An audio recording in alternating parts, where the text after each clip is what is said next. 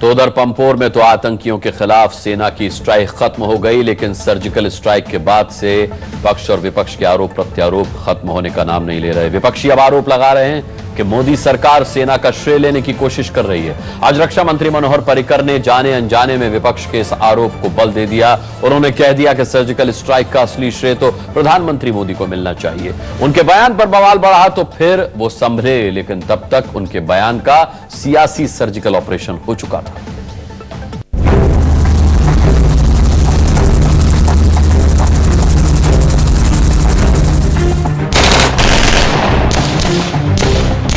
I don't mind sharing credits, including the surgical strikes, with every countryman of this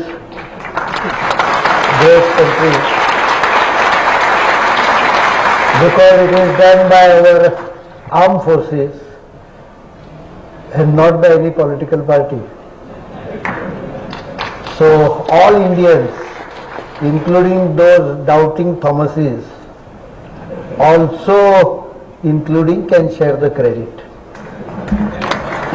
One for myself, I will only share the credit.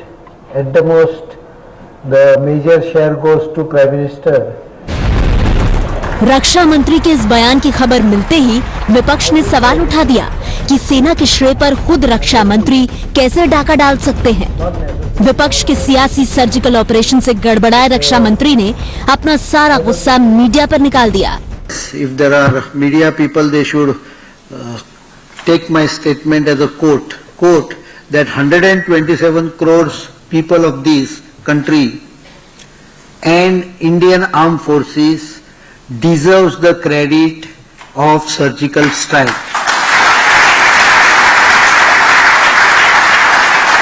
My and your contribution is 1 by 127 crores. रक्षा मंत्री ने बिगड़ी बात को संभालने की कोशिश की। Surgical strike का श्रेय देश को दे दिया, लेकिन इशारों में ये भी जोड़ दिया कि देश का फैसला भी तो मोदी सरकार ही कर रही है।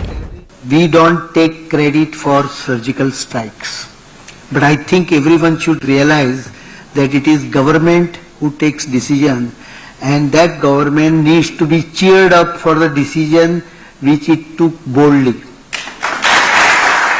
रक्षा मंत्री ने सरकार की पीठ थपथपाने की वजह भी बताई। And from whatever I have learned, there is no surgical strike any time earlier. Okay. What probably they are quoting are what is called as action taken by border action teams. Correct. These are common practices across globe and also in Indian Army. Right. That the local commanders sometimes takes action against punitive action against the opponent who has been troubling him. That's right. To settle the score. It's not an official action of the approved by the government, and therefore it is called as court operation. There is deniability without knowledge of anyone. Congress Modi सरकार के इस दावे का शुरू से ही विरोध कर रही है। उसकी दलील है कि उसके शासनकाल में भी इस तरह के कई सर्जिकल ऑपरेशन हुए हैं।